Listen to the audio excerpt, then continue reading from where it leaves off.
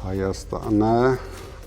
Ադրբեջանի գործիքից դարձնելու ենք տարածաշրջանային գործոն։ Մենք ստեղծելու ենք 300,000 աշխատատեղ հայերի համար։ Ադրբեջանը ամենաշատը Հայաստանում կարող է լինել փոքրիկ խմբակի երաշխավորը։ Չհարցրեց ինչու եք ոչնչացնում մեր եկեղեցիները։ Երբ որ շեֆի տեղակալը գալիս է, Նիկոլ Փաշինյանը իրավունք չունի տա ոչ մի հարց։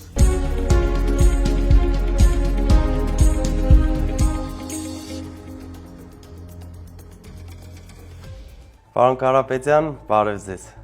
Բարև Ալեք ջան։ Ինչպե՞ս եք։ Շատ լավ։ Դու ինչպե՞ս ես։ Միշտ ուժեղ։ Ուրախ եմ։ Շնորհակալ եմ շատ։ Ես ելի եկել եմ իմ 5 հարցերով։ Ինչ կփոխեք մեր արտաքին քաղաքականության մեջ, երբ շուտով լինեք Հայաստանի Հանրապետության վարչապետ։ Հայաստանը Ադրբեջանի գործիքից դարձնելու ենք տարածաշրջանային գործոն։ Քանի որ հիմա բոլոր որոշումները Հայաստանի մասին կայացվում են Ադրբեջանում, որովհետև Փաշինյանը ամեն ինչ արեց, որ թշնամացնի հարաբերությունները մեր հիմնական դաշնակիցների հետ, ինչը մենք շատ արագ պետք է վերականգնենք։ Մենք պետք է ունենանք շատ բարեկամական հարաբերություններ Ամերիկայի Միացյալ Նահանգների հետ, Անգլիայի հետ, Ֆրանսիայի հետ, Չինաստանի հետ, ինչպես նաև մեր բարեկամ Ռուսաստանի հետ։ Միայն այդպես մենք կարող ենք լուրջ երաշխավորություններ ապահովել գերտերություններից։ Հաջորդ հարցս մեր այն հայտարարությանը, որ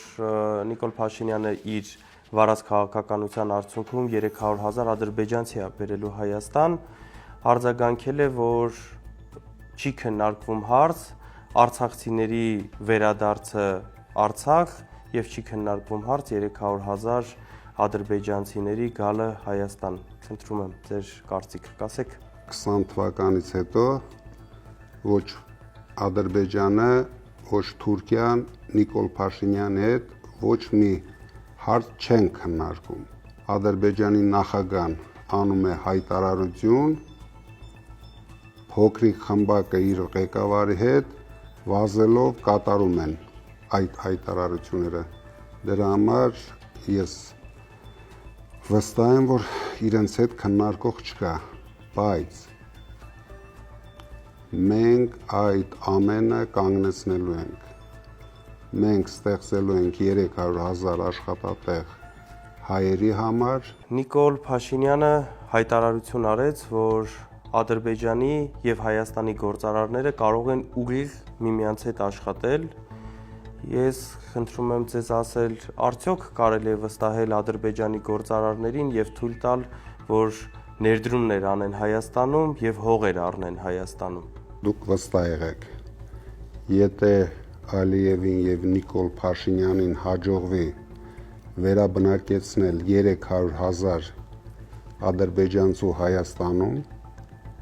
հաջորդելու են քայլեր, գնելու են հողեր, կառուցելու են գործարաններ,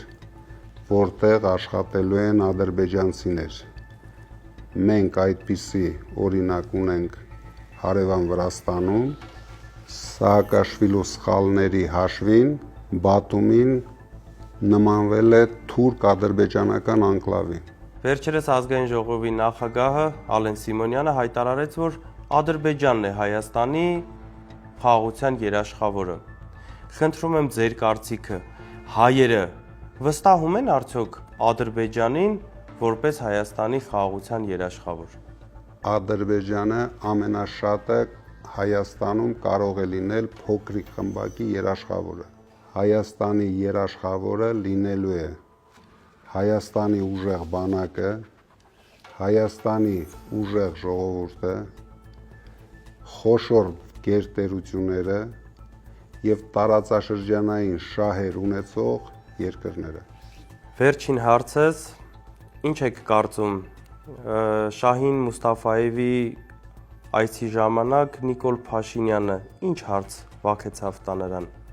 Հայաստանի շահերին վերաբերվող բոլոր հարցերը, այսինքն չհարցրեց ինչու եք ոչնչացնում